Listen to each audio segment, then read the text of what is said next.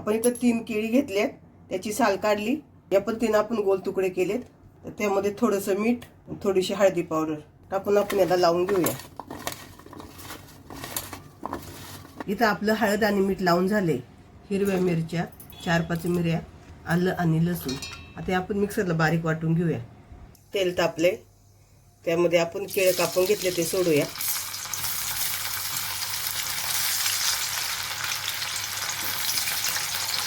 गुलाबी कलर येईपर्यंत आपण परतून घेऊया.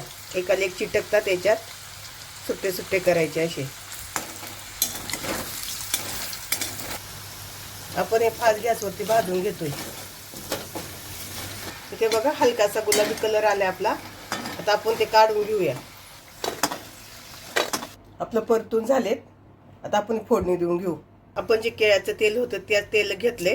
त्या तेलामध्ये जिरं, 2 तेजपत्ता आणि 1 कांदा परतून घेऊया.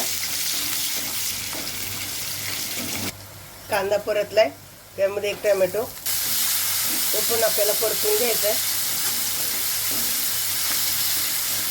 इथं आपला टोमॅटो परतून झालाय. वाटण टाकून घेऊ. आपलं वाटण परतून झाले. हे मी सगळं फास्ट गॅसवर परतले. आता आपण गॅस बारीक केलाय. त्यामध्ये धनिया पावडर, जिरा पावडर आणि हळद परतून घेऊया आपण.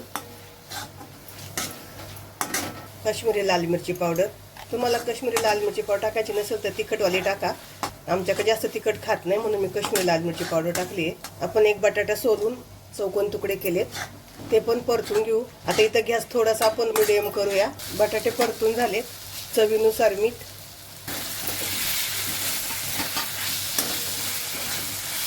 त्यामध्ये थोडंसं आपल्याला गरम पाणी ओतायचंय, अगदी थोडंसं, अर्धा कप.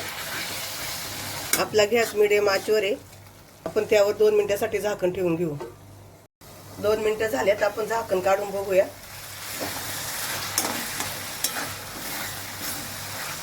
आपली ग्रेव्ही छान अशी दाटसर झाली आहे.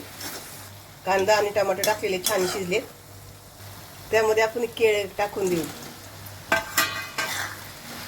मिक्स करायचं छान.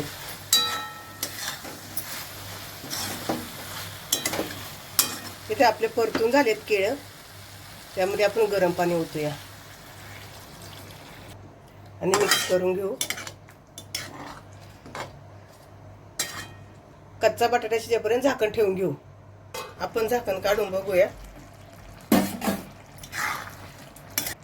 बटाटा बघूया शिजलाय का. आपला बटाटा शिजलाय. आता त्यामध्ये मी वरून किचन किंग मसाला टाकते. तुम्हाला किचन किंग मसाला नसेल तुमच्याकडे तर तुम्ही गरम मसाला टाका. आपण मिक्स करून घेतोय. त्यामध्ये थोडासा शेंगदाण्याचा कूट आणि कोथिंबीर.